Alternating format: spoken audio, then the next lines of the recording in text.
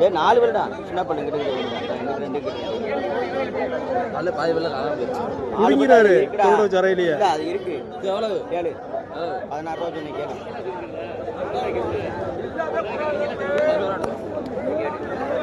அவ்வளவுதான்.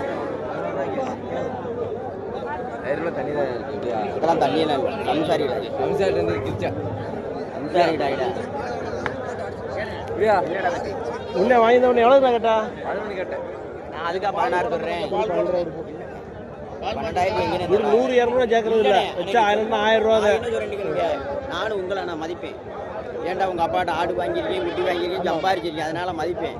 அது என்ன அது எவ்வளவு 19 ரூபாய்க்கு கிடாய் வாங்கினது சரி 17 ரூபா இருந்தாங்கடா பிடிச்சிங்கடா. இன்னும் கணக்கு வீட்டில் வைக்கல. நைட்டு போய் இப்போ காமிச்சா நான் வச்சிருந்தா வித்திருப்பேன் கிடாய. நைட்டு கூட்டி காமிச்சா எனக்கு கூட கிடாய் அடையாளம் சொன்னா நீ பாருங்க. காட்டி மோசமான கிடாய் வாங்கிட்டு போய் 19,000 ரூபாய்க்கு வித்தேன். அது திரும்ப நீங்க திரும்ப நம்மளும் திரும்ப ஏத்தணும்டா கிடாய் பார்த்து. ஆனா கிடாய் இருந்துருந்துச்சு வித்திருப்பேன் நானு. நான் அப்பதான் யோசிச்சேன் அந்த பையட்டை கொடுத்தது தப்பா போச்சு. ஆமா ஆமா அப்பா ஆளு என்ன போட்டேன் இல்லனே விலையை தீர்றா. 11 ரூபாய் சொல்லியாச்சு. அப்புறம் அதுக்கு மேல 12 ரூபாய்க்கு கேட்டு இல்லைன்னு சொல்றாரு. 11 இல்ல அதுமா அத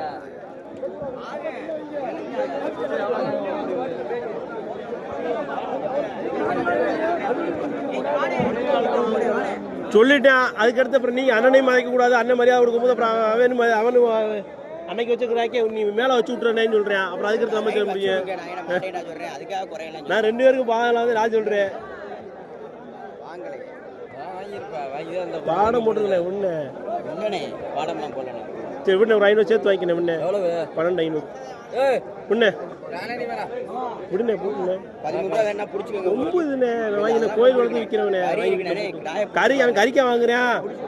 அவன் கறிக்கு வாங்குறது இல்லை. ஒரு விடாயும் கறிக்கு வாங்க மாட்டான். யார் வீட்டில் போட்டு யாரும் கோயிலுக்கு வந்து 5,000 ரூபாய் சேர்த்து அவ்வளோதான்.